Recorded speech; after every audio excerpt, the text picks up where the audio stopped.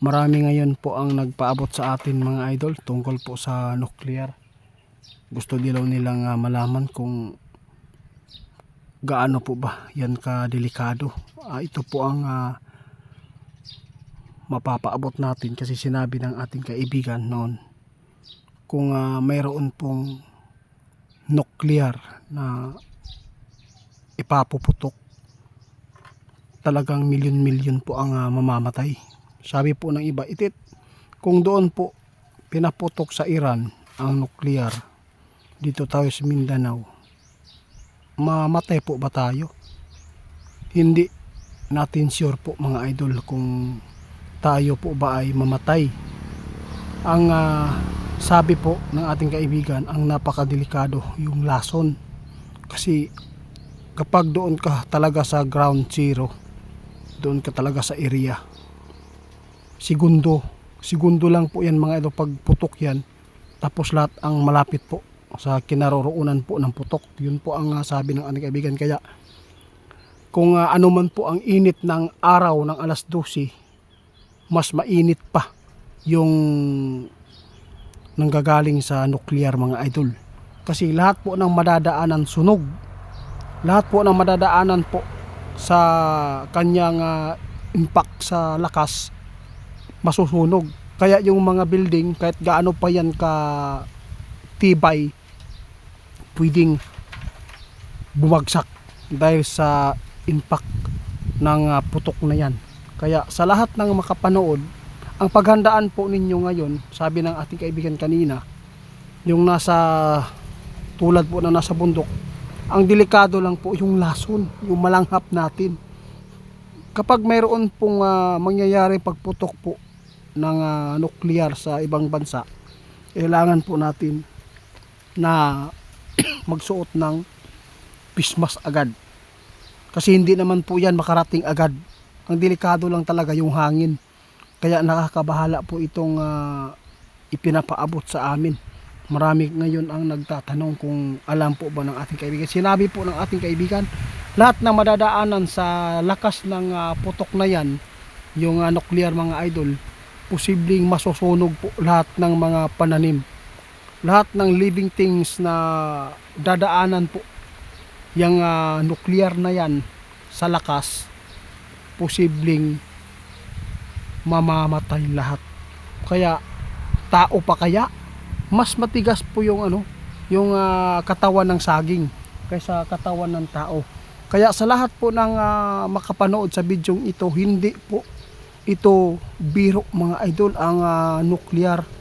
Kasi alam po ninyo, mayroon po ngayong balita, ang nuclear po ng Iran ay pinakamalaki. At saka yung Amerika, mayroon po siyang nuclear, pero pwede yung nasa ilalim po ng dagat na mag-umpisa, sabi po ng iba, nagpaabot sa atin.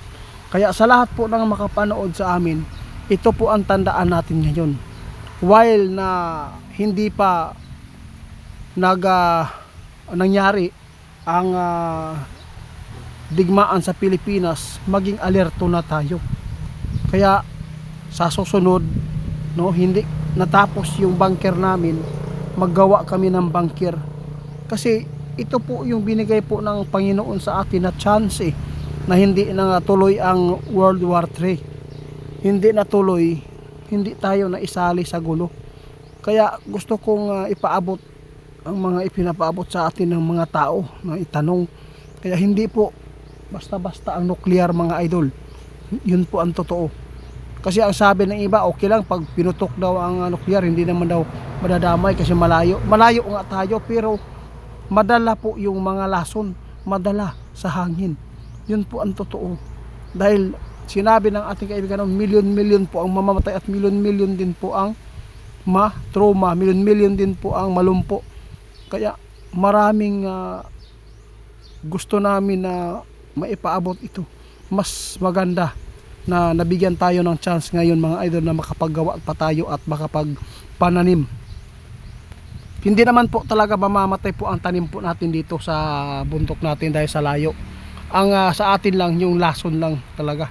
Yun po ang napakadelikado. Pero hindi pa naman po natin alam kung ipuputok yan nila, no, hindi pa natin alam kung pahintulutan din po ng Panginoon. Makapangyarihan po ang ating Diyos.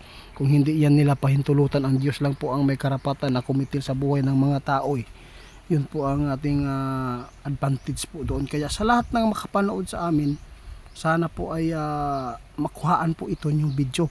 Kasi sinadya ito ng Panginoon eh. Yung mga sign ngayon na digmaan, ito po yung babala sa mga tao na hindi naghanda. Sabi ng iba, ikaw na lang maghanda, itiit. Kasi may pambili ka naman siguro ng mga mabibiling mga pagkain dyan, may impok. Pasensya na po mga idol. O, sa akin lang makapagbigay ng advice, pamamaraan. Tulad po ngayon, napakarami ngayon ang nag-chat sa atin. Ang kanilang mga buntok ngayon mga idol, pinalinisan na nila. Ginawan po nila ng kubo at maggawa daw sila ng bunker at magtanim ng mga kamuting kahoy. Ngayon po mayroon pong mga followers natin mga idol na nakabili po ng lote dito sa amin. Nag-chat na rin na palinisan at pataniman po niya ng kamuting kahoy kasi yung area po nila dito may mga saging din at may prutas. Kaya pasalamat tayo na yun po ang kanilang mga plano kasi hindi natin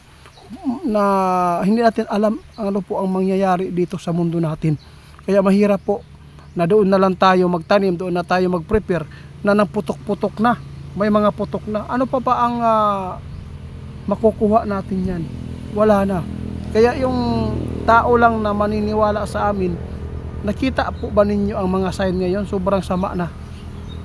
Yung mga sign na nanggagaling sa kalangitan at sa dagat, masama po talaga yun. At saka tandaan po ninyo ngayon mga idol, ang mga kaguluhan sa ibang bansa papunta yan dito sa ating bansa din. Kaya hindi ito na tuloy agad na maisali po ang Pilipinas sa digmaan dahil alam po ninyo, mahal tayo ng Panginoon at binigyan tayo ng chance na makapaghanda tayo.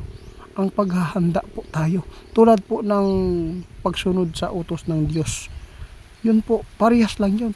Kailangan mong sumunod ng Diyos, mga kautosan niya para makapanahan ka, para makapasok ka doon sa kaharian na walang hanggan, paraiso. Yun lang. Sana po mga idol, mag-ingat tayo. Nakita natin po ang nangyayari. Sobrang napakasakit tingnan po ang mga kabataan na nadamay sa kaguluhan. Alam po ninyo, ang tao po ang gumawa ng kasamaan. Ang tao. Hindi po yan inutos po sa atin ng Panginoon. Pero tao. Kaya hirap talaga guys na makasunod po sa mga kanunuan noon. Tulad nila Adan at Eva. Tayo ang nakasunod sa kanilang pinagagawa. Kaya maraming salamat sa mga nagpaabot. Mag-ingat po tayo mga idol. Sa totoo lang, sa ngayon, okay pa tayo. Pero may panahon na sa susunod tayo naman po ang mapapahamak sa gulo.